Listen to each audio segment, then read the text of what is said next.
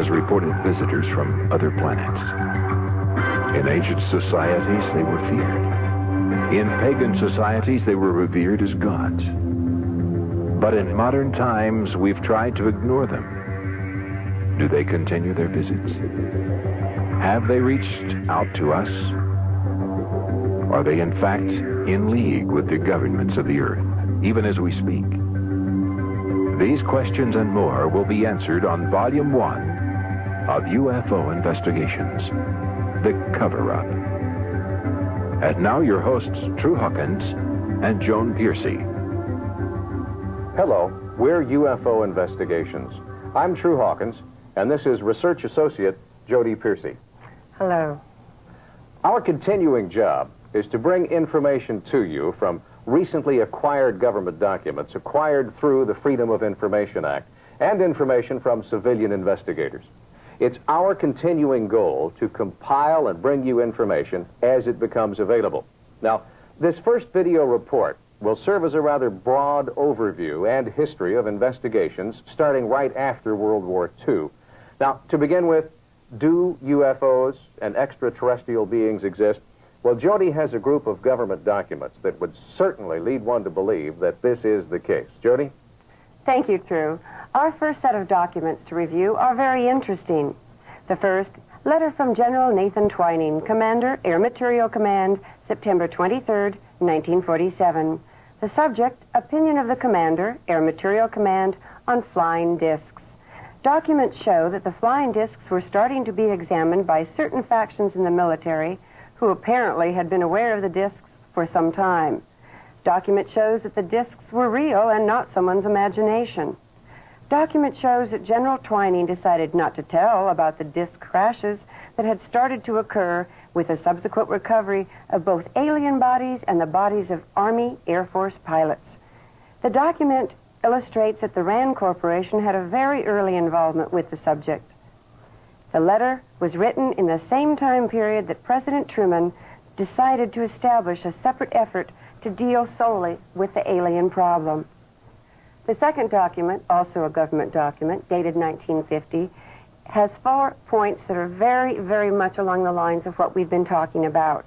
1, the matter is the most highly classified subject in the United States government, rating higher even than the H-bomb. B, flying saucers exist. C, their modus operandi is unknown, but concentrated effort is being made by a small group headed by Dr. Vannevar Bush, one of the original MJ-12 members. And D, the entire matter is considered by the United States authorities to be of tremendous significance. This document went to interagencies throughout the U.S. and Canada. Fascinating reading. Now, what about UFO sightings? Let's take a look at some video and still pictures. You be the judge.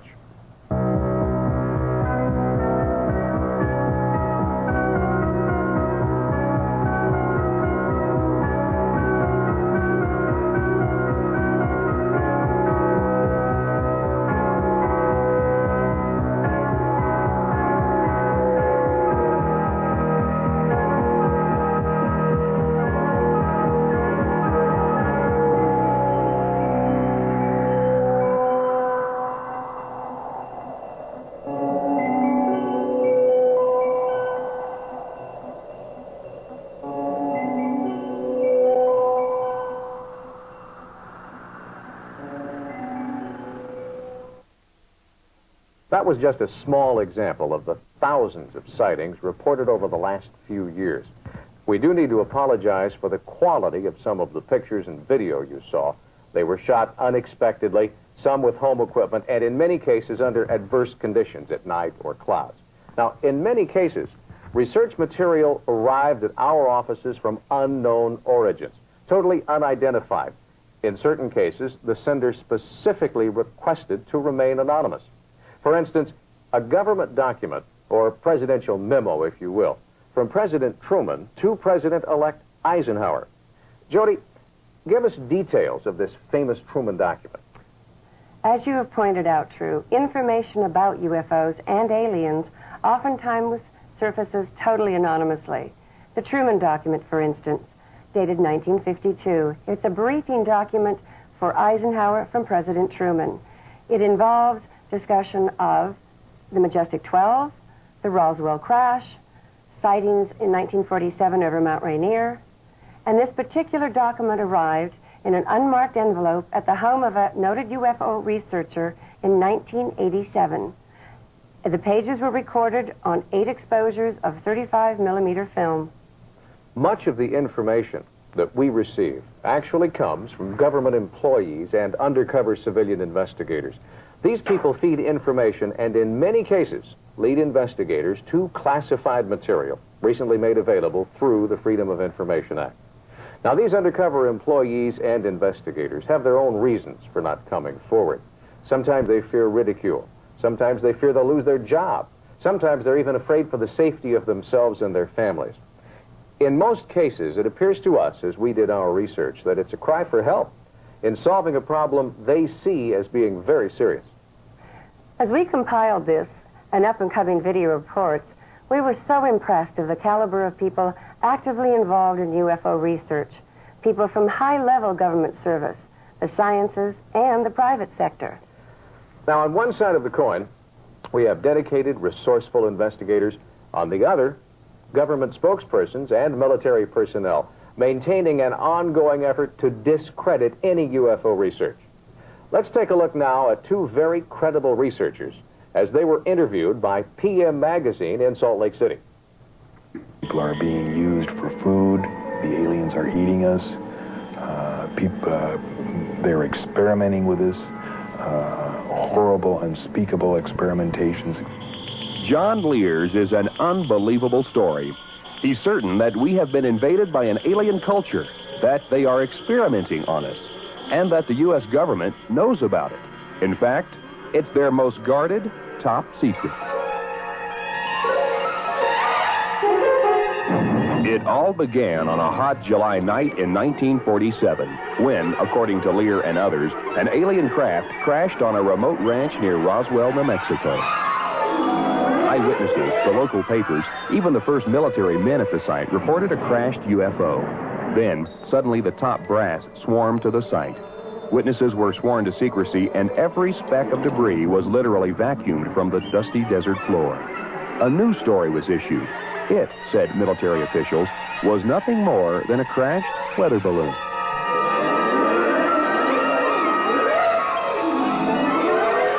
William Moore has written a book on the Roswell incident.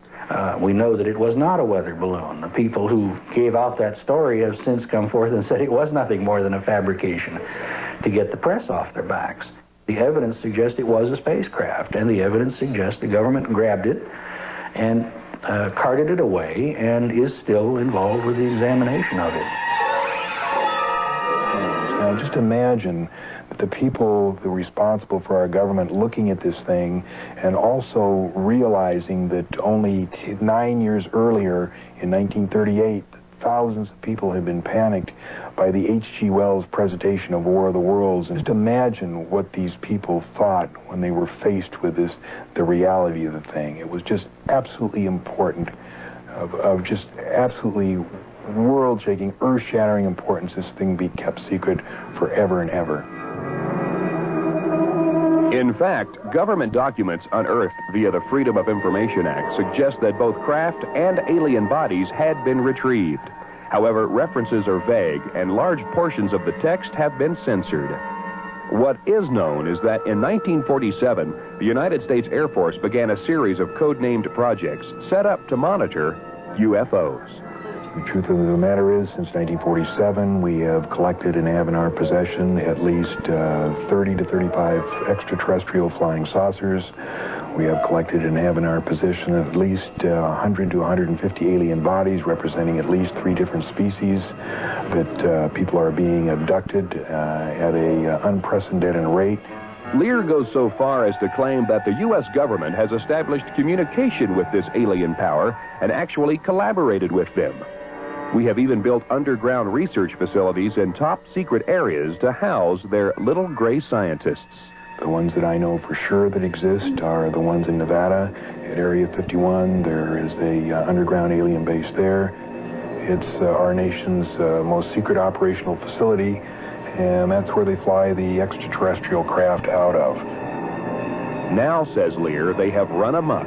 They are out of control, and they are not benevolent. Our government realizes it made a horrible mistake and can do nothing about it.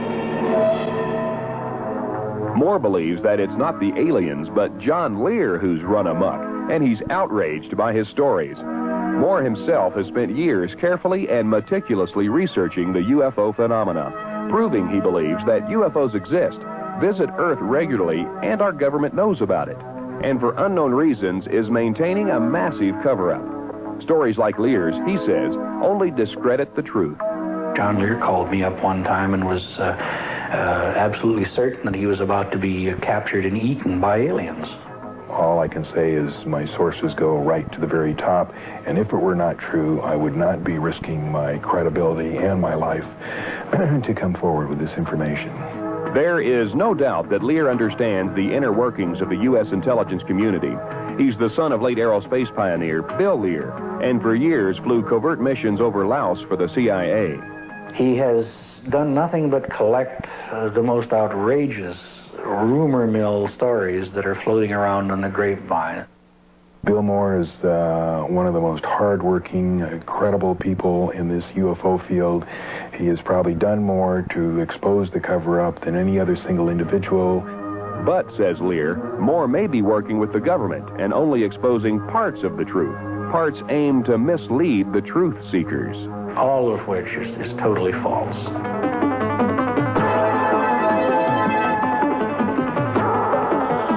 Alien invaders, government agents, secret informants, hoaxes, or scams. A cover-up like no other? Is this science fiction at its finest, or reality beyond our wildest imaginations? Has John Lear stepped off the deep end? It's not important that you believe this now, but to file it away for future reference in a month, a year, maybe 2 years. You'll look back on this when the truth finally gets out, and you'll say, my gosh, the son of a gun was right.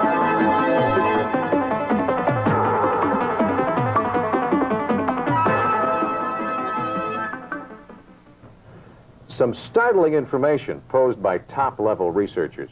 The difference being that Bill Moore, the man with the beard you saw, has admitted to participating in a government disinformation campaign to throw researchers like John Lear off the trail. And we found it kind of interesting in our research. If UFOs don't exist, then why is the government participating in disinformation about UFOs? You might even ask, how does a man with John Lear's background and prominence become so actively involved in UFO investigations? We find out during an interview with award-winning broadcast journalist George Knapp of KLAS-TV in Las Vegas. 3 years ago, when I had a friend of mine come to Nellis Air Force Base who I had flown with in Laos. I flew for a private company over there, and he flew for the ambassador. He was a Raven. And really knew him very well. He came through here about 3 years ago, and in the process of asking him where all he had been in the past few years, he mentioned he was at Bentwaters. And Bentwaters was, of course, the site of a very famous flying saucer landing in 1980. And I said, oh, well, that's supposedly where that flying saucer landed. And he said, no, John, not supposedly, it did. I didn't see it because I was confined to quarters, but I will give you the names of the guys who did. And gave me General Gordon Williams, Colonel Chuck Halt, Major Ted Conrad. He said, if you ever see these guys, they'll tell you. And I said, you mean all this stuff is true? There are aliens and flying saucers? And he said, I hope to tell you. So that's when I set out on this thing to find out what the bottom line was. And so what I've been talking to you about over the past couple of years is what I keep finding out. And we're getting closer and closer to the truth. Lear's not the only one formerly with the government intelligence community. Bill Cooper, a former Navy man, describes the incident that turned him onto UFO research during a subsequent interview with Knapp and Lear. In the Navy, I had an occasion to actually see what they call a UFO, only this was certainly not unidentified. The only thing that I could tell about it that was unidentified is we didn't know who was flying it. I was on a submarine on the surface between Pearl Harbor and the Portland, Oregon, Seattle, Washington area. What did it look like? What did you see? It was a huge, absolutely, without a doubt, metal machine which had been built by someone somewhere, came up out of the water, tumbled end over end, and went up into the clouds. It was low cloud cover that day. There were 3 personnel on the conning tower, myself, the starboard lookout, and the officer of the deck. His name was Ensign Ball. You all saw it? They all saw it. The captain was called to the bridge. He came up, followed by the chief quartermaster, who brought a 35mm camera.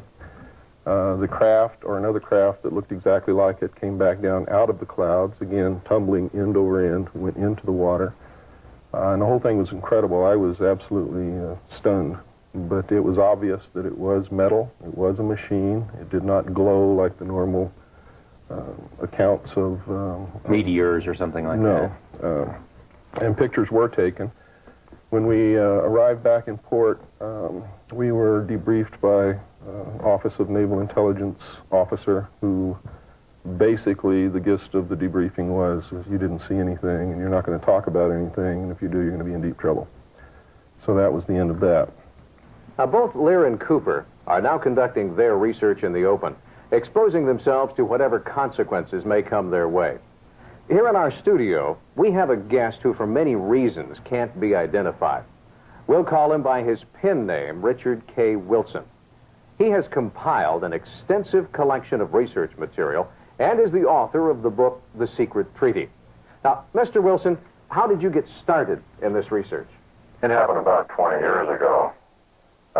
I began to notice the presence of discs, and read all the literature, and started talking to some intelligence people, looking at documents that came by, and I started to uncover, together with a bunch of other people, quite a lot of data regarding what appeared to be quite a large cover-up.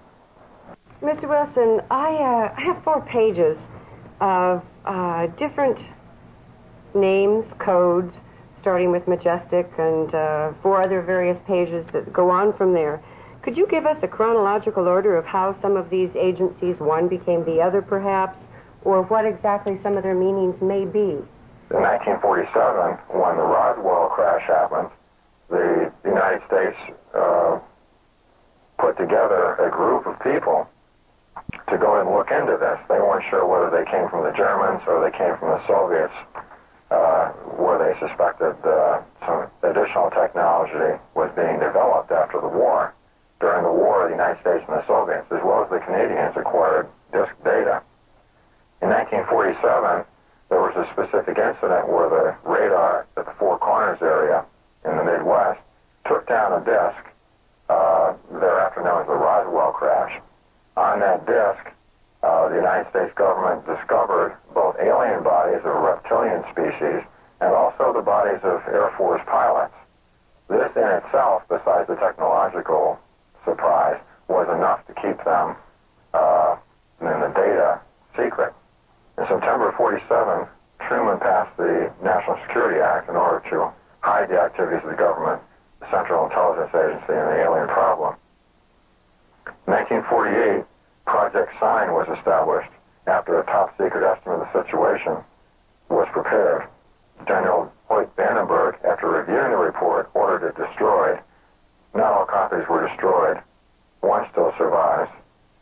Project Sign was designated as Project Grudge in December 1948, with a public version to be known as Project Blue Book. The liaison between Project Grudge and Project Blue Book was Captain Edward Ruppelt.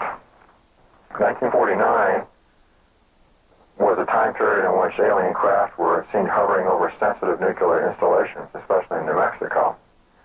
In December 1950, they established a unit called IPU, Interplanetary Phenomena Unit, which established operationally scenarios to be able to deal with the increasing problem of crash disks and aliens. By this time, they had approximately 16 crash disks and 65 alien bodies, one of which was live and they had held in a facility. They termed the alien EBE, which means extraterrestrial biological entity, a name coined by Dr. Detlef Blanc, who was also a member of the original study group. The government has pursued various scenarios, some of which are being implemented at this moment, to try to acclimate the public toward a lot of these different events that are about to occur. Just how secret is all of this? As Wilbur Smith indicated in his letter to Dr. Sarbacher in 1950, this matter is so highly classified because of its impact on every living being on this planet. It's classified higher than the H-bomb was. In fact, they've developed at least 32 levels above top secret into the Ultra and Q range to deal with security as far as the aliens are concerned. Only 2 presidents have had complete knowledge of the alien program, President Eisenhower and President Bush, because of his involvement with the Central Intelligence Agency. John Lear can corroborate that statement. The other thing is I said that President Reagan did not know what was going on, and he does to a certain extent. But the President of the United States does not have a high enough clearance to know the whole thing. And it's interesting to note that above top secret, there's 38 levels of clearances. That's hard to buy, that the president, if somebody has a higher clearance than the president, he's not allowed to know. Who makes that decision? If you think that's hard to buy, wait till you hear the rest of this stuff. I mean, who makes that decision? Oh, sorry, we can't let Ronald Reagan know about this stuff. It's an organization called MJ-12. It was established by President Truman by executive order in September 24th, 1947. And when Dwight D. Eisenhower was elected in 1952, he increased even the security requirements because he was military-oriented. And the military psych has a very disdain for elected officials. So he's the one that effectively let the reins of power of the executive office slip from the president into the hands of MJ-12, who runs everything now. Our research team has amassed a mountain of documents that refer to or expressly describe UFO incidents and encounters. Jody? Headquarters, Air Force Office of Special Investigations, September-November, 1980. To whom this is addressed is deleted. It's a request for photographic interpretation by, again deleted, who provided negatives and film. The document describes trilateral insignia known to be on alien devices. Document shows tampering where NSA was changed to NASA before document was released under Freedom of Information Act. Document mentions high-frequency beam pulses and implies that Benowitz was gaining alien data from these signals. Now, a document we have here that's a little more colorful than most records a shooting incident reported at Ellsworth Air Force Base. Now, this is an actual official complaint report from Ellsworth. It's filled out by the guard duty officer. Helping hand is one of the code words, a security violation. Another one, covered wagon, security violation.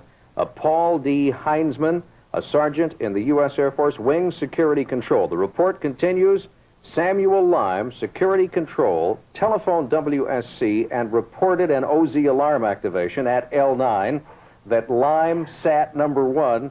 It's all military code, but it gets down to the incident was upgraded to a covered wagon per request of Captain Stokes. The report goes on to say that when these security officers responded to the alarm, a beam of light hit his rifle and it disintegrated, melted, burned his hands. They fired at aliens, as it says in the report, another beam of light. According to this, the 2 soldiers involved were so terrified, they called for more help. Not much question as to what happened as far as these guards were concerned, but now let's take a look and have Jody read the follow-up report. Yes, true. This document indeed is just as interesting as the one you just read. It is, however, the second part to that. It does, however, have deletion of name, to whom it was addressed, nor is there any signature upon it. Rake, the soldier in question, aimed his M16 rifle at the intruder and ordered him to stop. The intruder turned towards Rake and aimed an object at Rake which emitted a bright flash of intense light. The flash of light struck Rake's M16 rifle, disintegrating the weapon and causing 2nd and 3rd degree burns to Rake's hands. Rake immediately took cover and concealment and radioed the situation to Jenkins, who in turn radioed a 1013 distress to line control. Jenkins challenged the 2 individuals, the 2 additional alien individuals apparently, but they also refused to stop. Jenkins aimed and fired 2 rounds from his M16 rifle as well.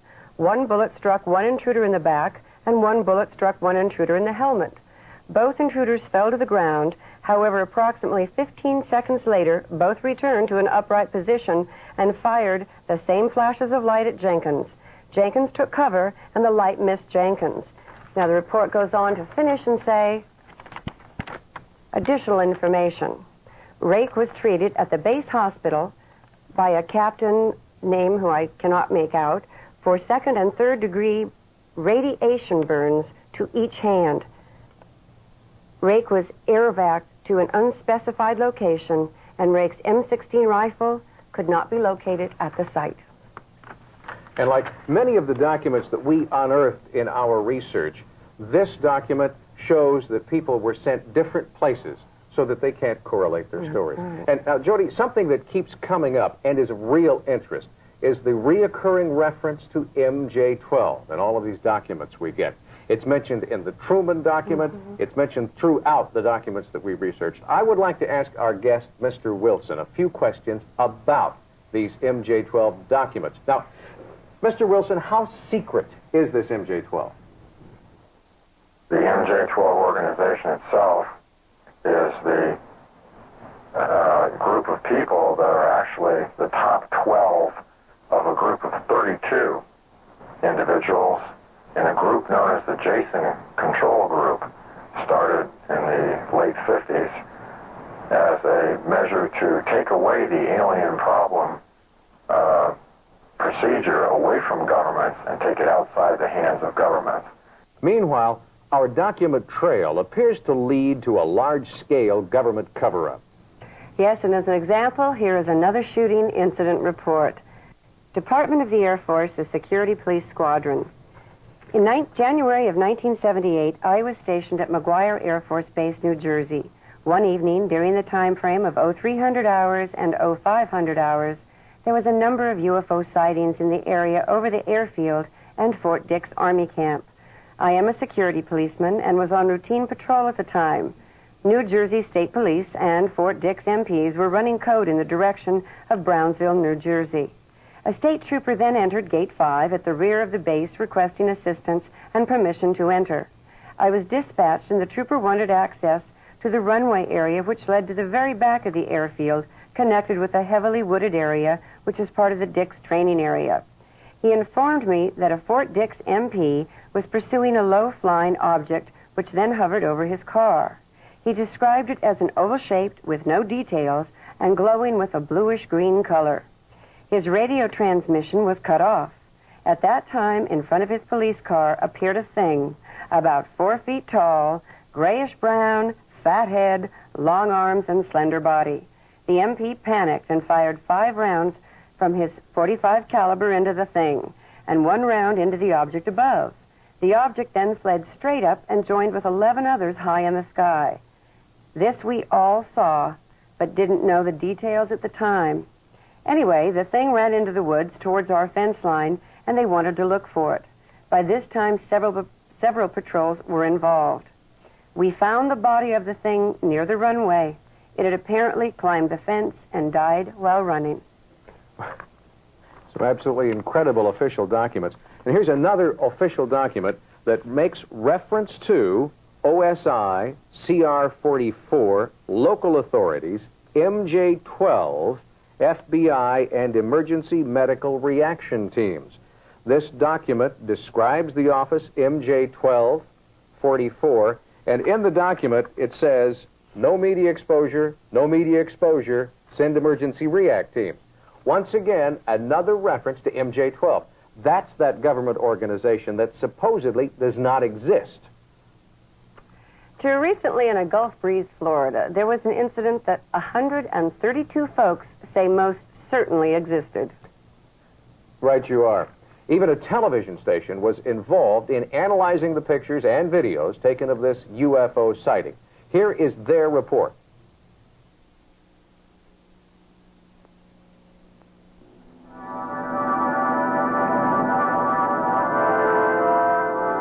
Things were very normal around the house. Just a normal evening. My wife says she's got to run to the store.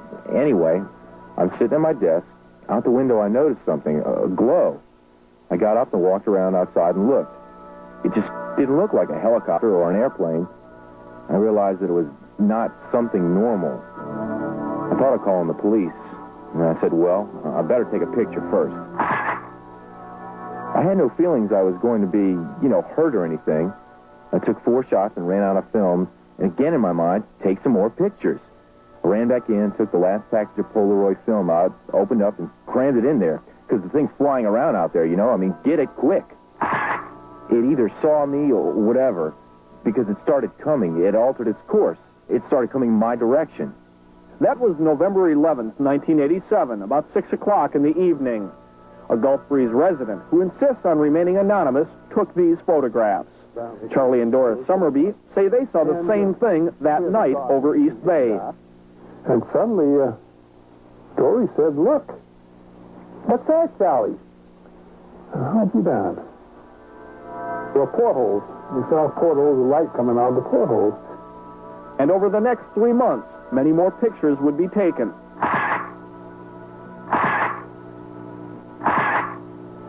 By different people.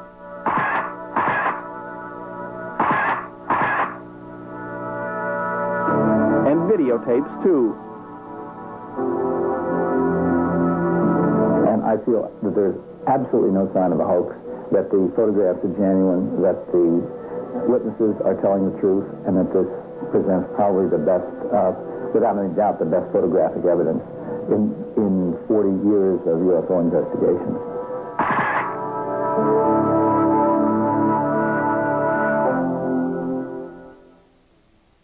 And interestingly enough, all of this information was presented to the Air Force. The Air Force said they weren't particularly interested in any of it until such time as the TV station picked it up and ran it on the air. Then the Air Force became very interested, contacted all the people involved, and tried to confiscate all of the film, all of the information. When later contacted, the Air Force said, what sighting? What are you talking about? Of course, Drew, that is not the only occasion for that kind of government response. There was an incident, which is too lengthy for us to read in its entirety, happened in England in 1980, 11 years after the Air Force claims that they had no longer had any interest or investigation in UFOs.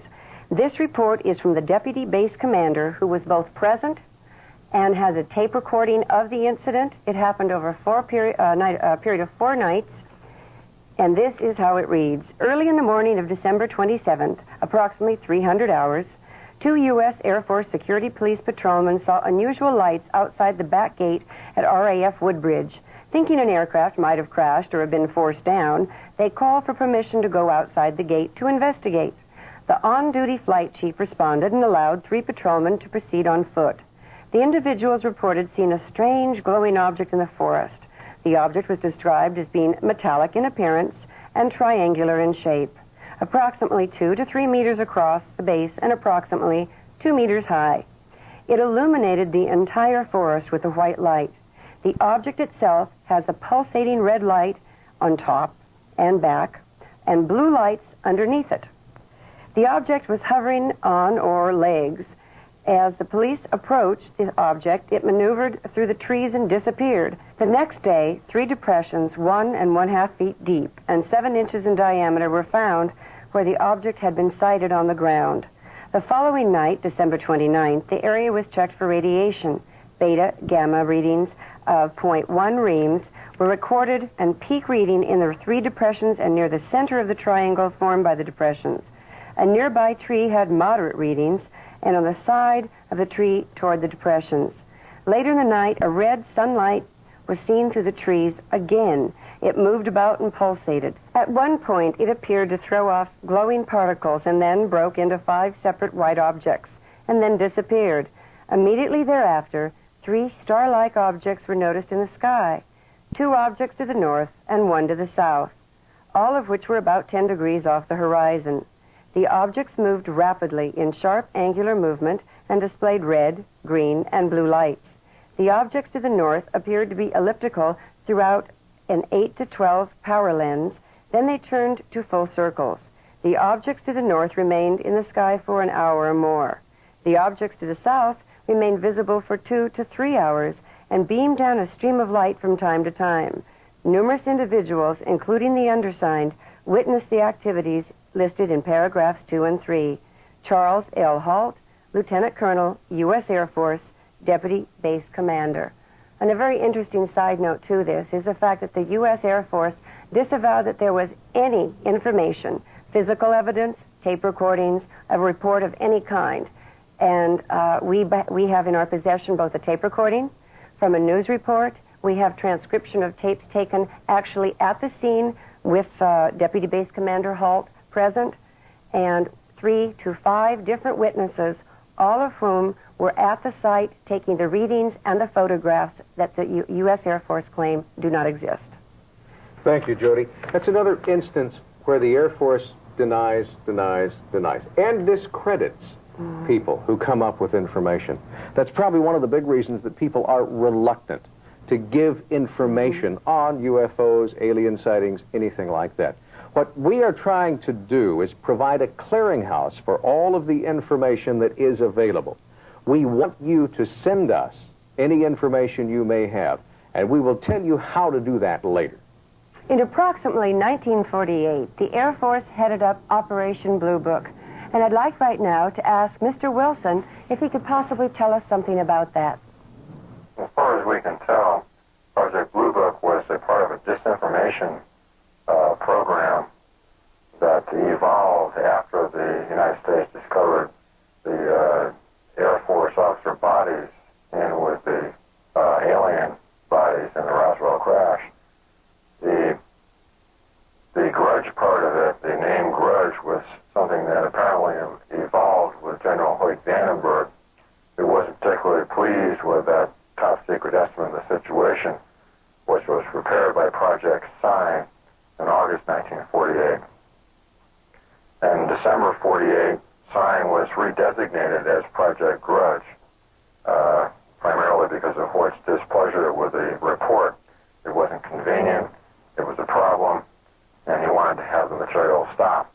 So the answer is to create a publicly perceived version of an Air Force project with several officers involved, one of them being Captain Edward Ruppelt, in order to give the appearance to the public that the Air Force was looking into the matter. And at the end of that, to discredit the UFOs and close the project, which they apparently told the public that they were going to do in 1969.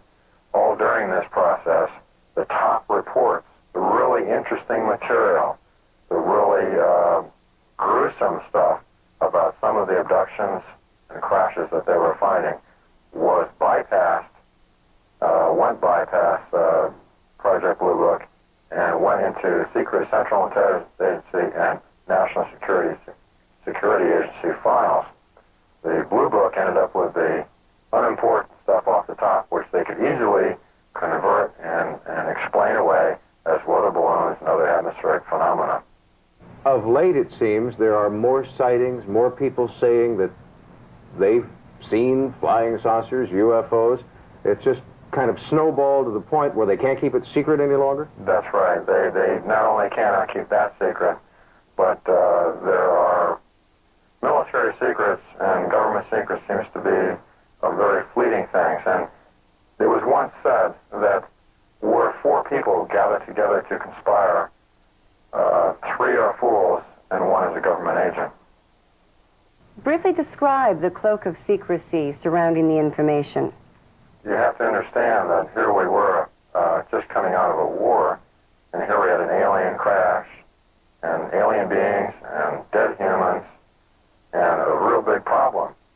An alien craft and alien beings is a big culture shock. They were worried about a lot of people going crazy. And there was one early test, which is when Orson Welles did his War of the Worlds thing, his Mars thing on the radio. He was asked to do that by the government. So they still felt that that was a common mindset, and they couldn't tell people what was going on. It was to know the truth would destroy religions, upset economic systems. In general, they perceived it to cause general havoc about the whole thing. part of their thing that they're doing now is they're trying to acclimate the public. They've been trying to do that for several years, having movies like E.T. And then eventually, when they found out that they could not stop what apparently was an alien timetable, they started coming out with the series V, depicting aliens as reptilians, carnivorous reptilians. A lot of these movies depict a little piece of the truth, trying to psychologically acclimate the public before events soon to come, apparently, force themselves on the American public and the world at large. Journalist Linda Howe has written a book and produced a documentary film on the subject of mutilations. Let's take a look at a minute or two of what her film discovered. In northeastern Colorado, another favorite spot for the mutilators, Tex Graves, former sheriff of Logan County, insists the 93 mutilated carcasses he investigated were not natural deaths. The very first one we had was southwest of Sterling. When we first looked at it, it was just unbelievable that you could take an animal and do this too without leaving some kind of track, some kind of evidence behind, such as cigarette butts, matches, handprints, footprints, but there was nothing. The animal looked almost horrible, and it was something that I didn't really want to believe then. And there was, we probably had 5 or 6 others before I really did believe something strange was going on. We had one up north where we believed the animal was paralyzed and was alive when it was being mutilated. An eye and an ear, the tongue, the rectal area was taken out, but the animal dug a hole with its head, but none of the other parts of the body moved, not even the legs. 6 north of town on a very hard pasture, almost like hard brick. We found tripod marks 12 inches across. The tripod marks were 14 feet apart. We found one set that had gone in the ground roughly 8 inches. And it would take a good post hole digger or shovel to dig in like this. It indicated something very heavy had set down in this area, yet there was no tracks leading from it nor to it. Almost nightly when this was going on, we could pick out a very brilliant, huge, brilliant light in the sky.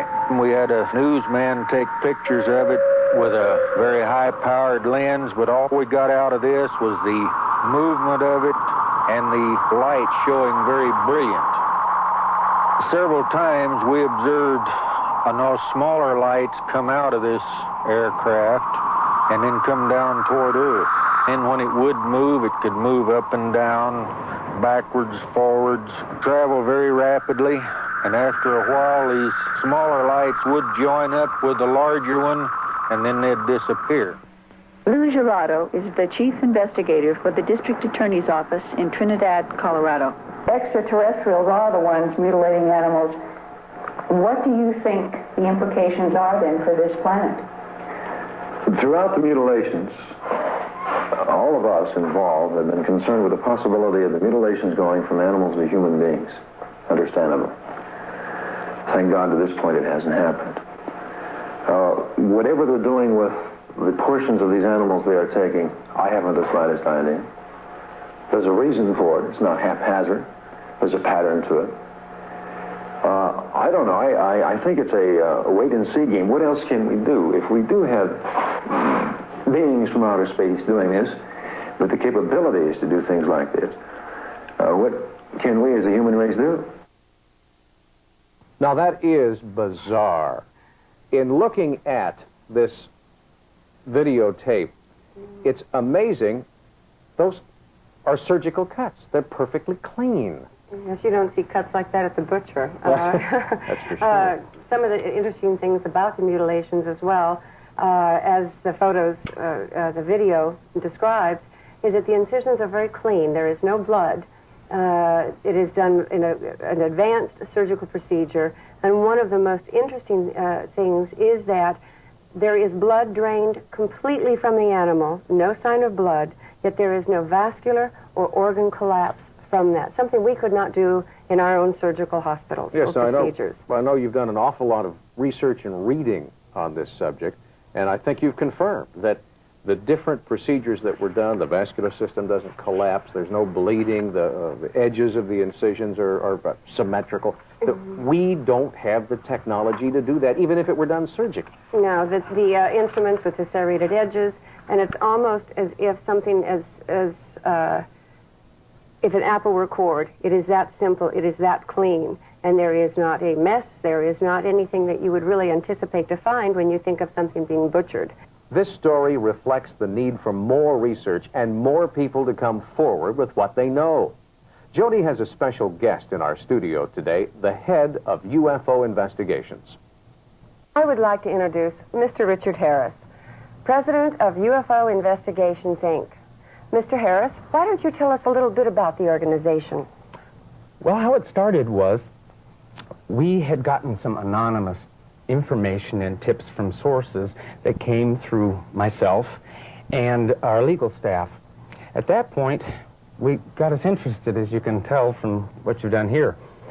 And we put an ad in a local paper for people to tell us of their experiences or any information they may have. And lo and behold, what we started getting in was some really highly credible governmental bodies that were supplying information to us, anonymous. Then people on the local level, they started checking their local newspapers, and they started checking the law enforcement agencies. They started bringing forth information. And we've grown now to a national organization, and hopefully we'll be international before long, because we can't hardly stop it. We can't keep up. How do you go about gathering your information? A lot of it comes from the Freedom of Information Act through the Library of Congress, the National Archives, and a lot of it comes via people such as Mr. Wilson, who are highly credible researchers. Most of them have been doing it for 20 years. And then we get all the way down to the grassroots level, where people have actually checked in with their local newspapers, their local law enforcement agencies, and we compile it all together. And the locals augment and supplement the researchers. Surprisingly enough, most of the time, the professional researchers are within the government body themselves. They will not come out in the open. A funny story, a lady at the bank, she says, I had this UFO experience. Everywhere you go, everyone has a UFO experience. So she proceeded to tell me that she had seen a UFO, and she said, but don't tell anybody, because I work at the bank now. We're really looking to be a clearinghouse for information. There's so much more that's out there that people can let us know about if they'll call or write us. So if any of your viewers have information that, as you well know, help us all the time, they can send it to 2929 East Desert Inn Road, number 21131, Las Vegas, Nevada, 89121. And we can compile it, and we'll get it to the public. Well, thank you very much, Mr. Harris, and I hope that the viewers, whether it's a story about their own experience or sightings or government people or whatever, respond, and I wish you all the best. For whatever reason the government has used for covering up this information, you would think that over the span of 40-plus years, they might have tried at one time or another to bring this information to the public. John Lear has some thoughts on this subject. Now, on April 25th, 1964, was the first official communication between our government and the aliens. 3 saucers landed there by prearranged agreement. It was filmed by 5 high-speed cameras, 68,000 feet of film. The reason we know this is because in 1972, when they were going to release the first information about UFOs to the public, a very knowledgeable writer, his name was Robert Emenegger, was asked by the agency to write a documentary, which he did. And they were going to release this thing, and we had the whole history of the UFOs, and the last part of the documentary was the footage of the saucer landing. But in 1973, when they're ready to go, we had Watergate. And they were faced with 2 problems. Number 1 is they didn't think the public could handle 2 traumatic experiences at the same time. And number 2, they thought that the public would perceive this picture of aliens and spacecraft as a ploy by Nixon to divert the attention from Watergate. So they shelved it. The documentary actually came out.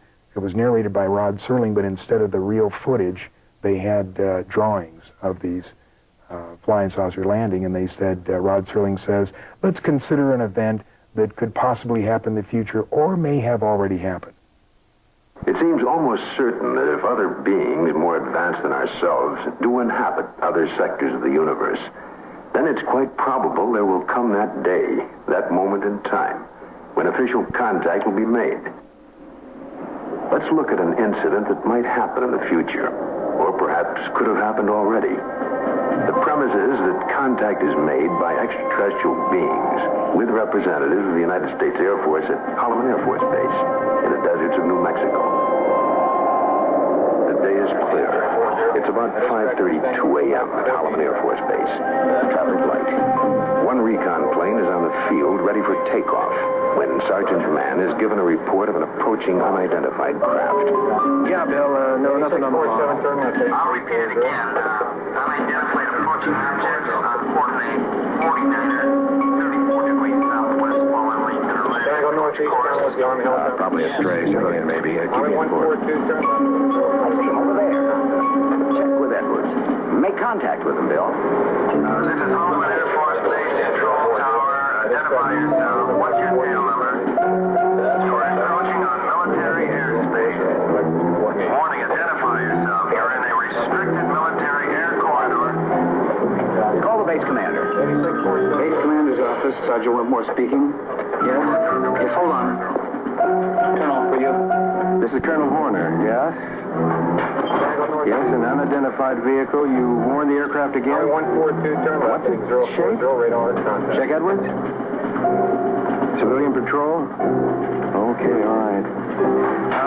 Down to red alert. Unidentified aircraft approaching. Hey, Bill, give me a quick check with Wright Patterson Intelligence. There may be an experimental craft from somewhere, I don't know, here. Alert the fire chief and security and safety.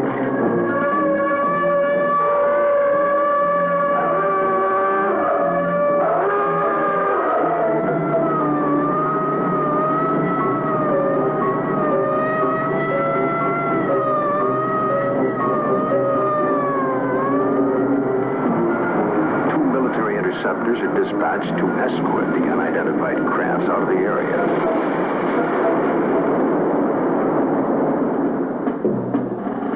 During a routine photographic mission, a tech sergeant and staff sergeant of the base photographic team were aboard a helicopter at the time and run off several feet of film of the three objects, one of which breaks away and begins a descent. A second high-speed camera crew on the ground runs off approximately 600 feet. The cameras continue to roll as the extraordinary vehicle comes into view. It hovers, almost silently, about 10 feet off the ground for nearly a minute and yaws like a ship at anchor, then sets down on 3 extension pads. The commander and 2 officers, along with 2 base Air Force scientists, arrive and wait apprehensively. A panel slides open on the side of the craft. Stepping forward, 1, then 2, and a third, what appear to be men dressed in tight-fitting jumpsuits. Perhaps short by our standards, with an odd blue-gray complexion, eyes set far apart, a large pronounced nose. They wear a headpiece that resembles a rope-like design. The commander and the 2 scientists step forward to greet the visitors. Arrangements are made by some sort of communication, and the group quickly retires to an inner office in the King 1 area. Left behind stand a stunned group of military personnel. Who the visitors are, where they're from, and what they want is unknown.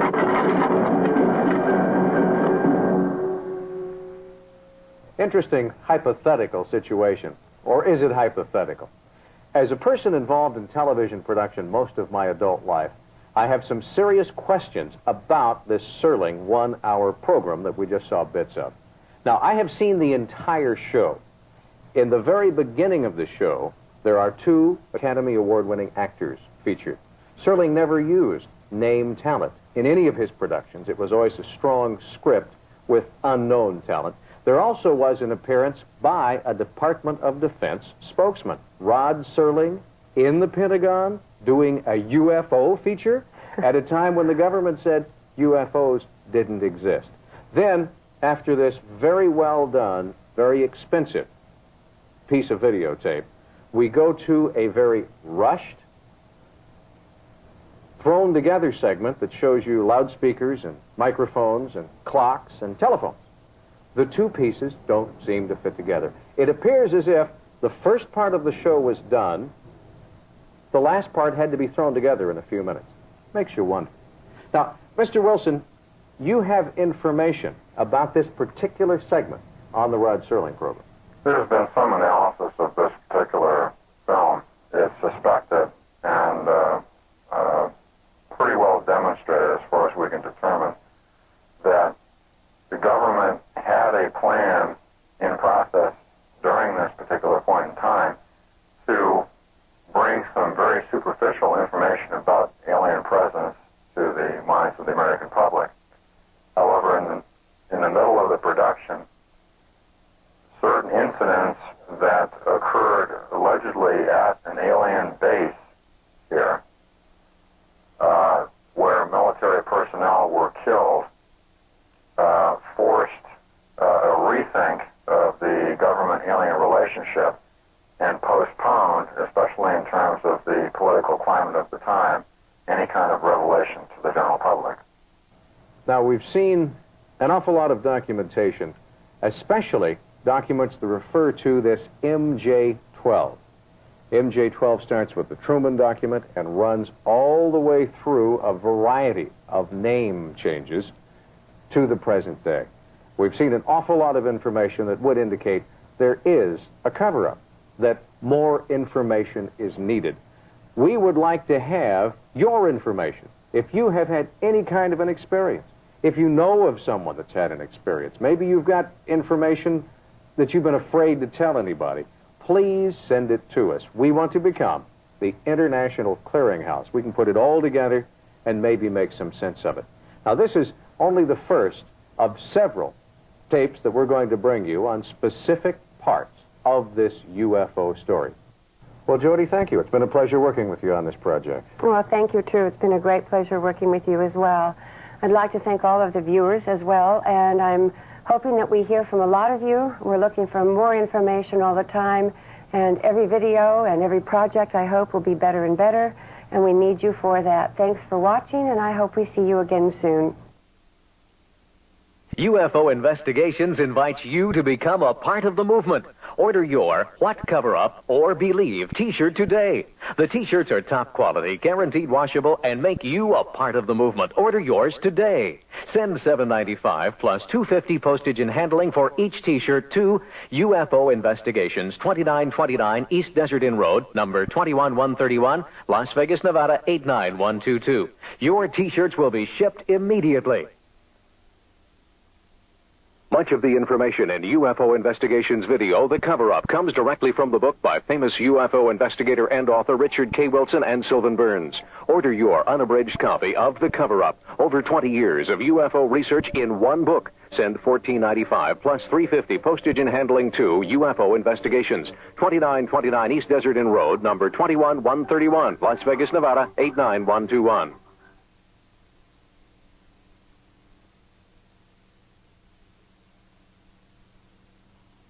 This has been Volume 1 of UFO Investigations. This report, The Cover-Up. Watch for the next volume in our series of reports titled Abductions. This has